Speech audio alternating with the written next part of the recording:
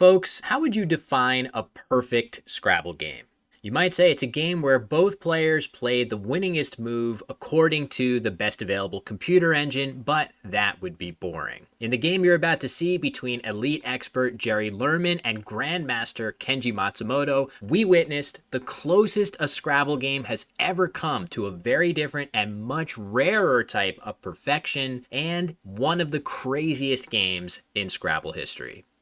With the first move of the game and a surplus of vowels, Kenji smartly elects to exchange instead of playing a valid word, leaving a strong 4-tile combination for next turn, aiming to play the first bingo of the game. Jerry beats him to it, though, spotting the 7-letter fistula on his rack for the 78-point opening bingo.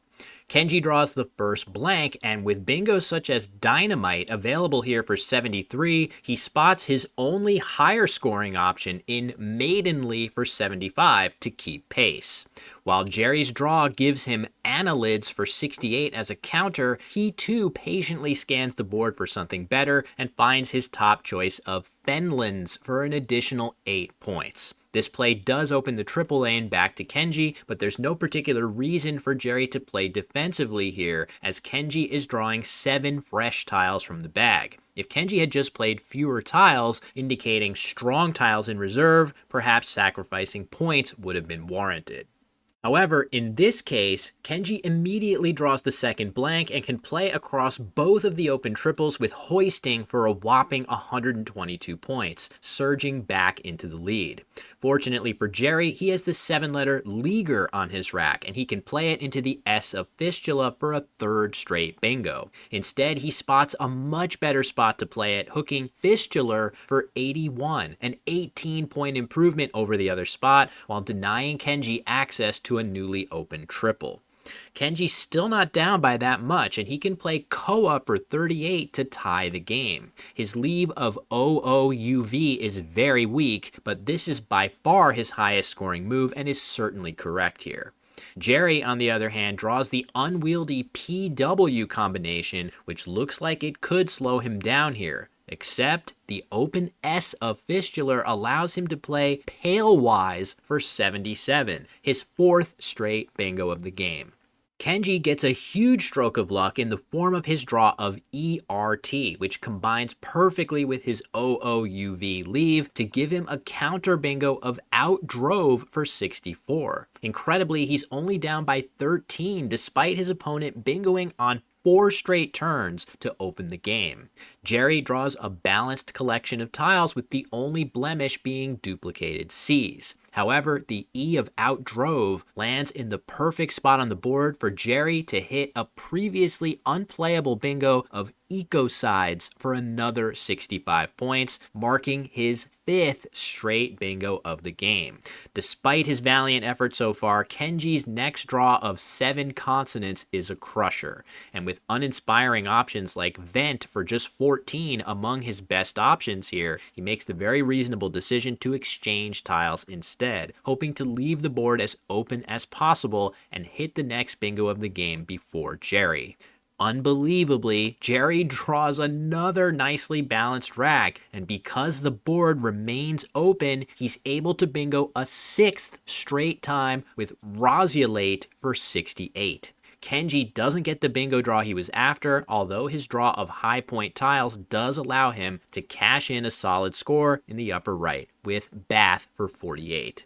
If you can believe it, Jerry draws excellent balanced tiles once again after Rosiolate until picking the X. The X is a good tile, but it's not very good for playing 7 and 8 letter bingos, and here it does stop him from playing a mind-boggling 7th consecutive bingo. Still, Jerry's play of Fix for 39, leaving balanced tiles, including the ING combination, is clearly correct here, even though the open space on the board is nearly exhausted by this point. Kenji draws the J, and he has one play available that scores by far higher than any other, which he spots and plays, John for 55. If Jerry accidentally plays an invalid word or draws an unplayable cue, Kenji is actually close enough that he could still win this game, which is amazing. However, Jerry draws IT to his balanced leave, and despite the lack of open space on the board, the N of maidenly is in exactly the right spot for him to fit training on the board for another 70 points and his 7th bingo of the game. After this play, there's almost no open space on the board left.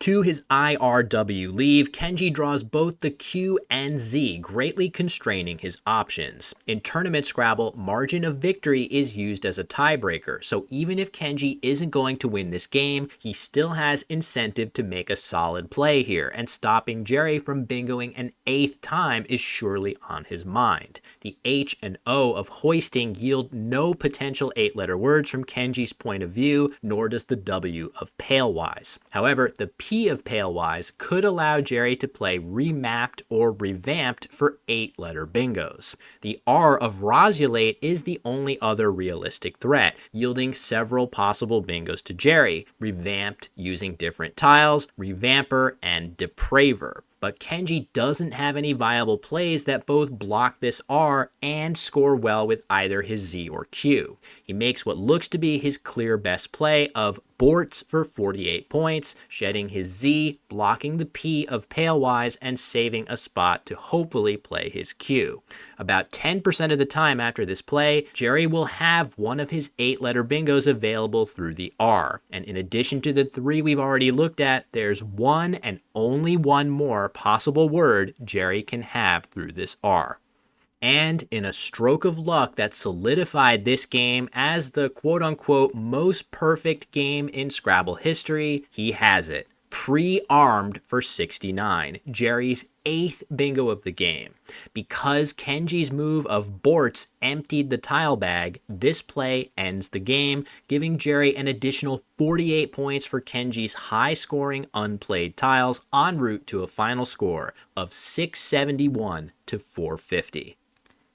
This was the first 8 bingo game in Scrabble tournament history, and while the feat has since been equaled once and only once by Alastair Richards in the Collins lexicon, this is still the only game in the more restrictive North American lexicon to feature a player with 8 bingos in a single game.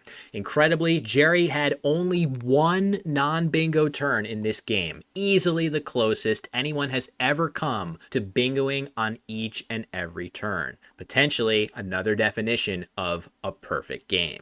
To me, a shocking detail here is that Kenji actually drew both blanks in this game, and he even had the highest scoring move in the game along with 2 other bingos. Indeed, the 11 combined bingos from both players in this game appears to be by far the highest total in Scrabble history. And yes, despite drawing neither blank, Jerry drew extremely good tiles in this game, including all 4 S's, while avoiding the bingo unfriendly J, Q, and Z, but he also had to exhibit extremely impressive word knowledge and anagramming ability to pull off this feat with several elite level finds. Perhaps some of you are asking, is it theoretically possible for both players in a Scrabble game to play a bingo on every single move, despite the constraints of the board's size and the tile set?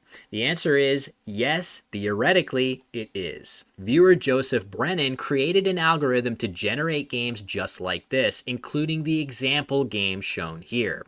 For this to happen in a live game, you'd need 2 players with flawless word finding ability and an almost inconceivable level of luck for both of them. But the important thing is that it's not impossible.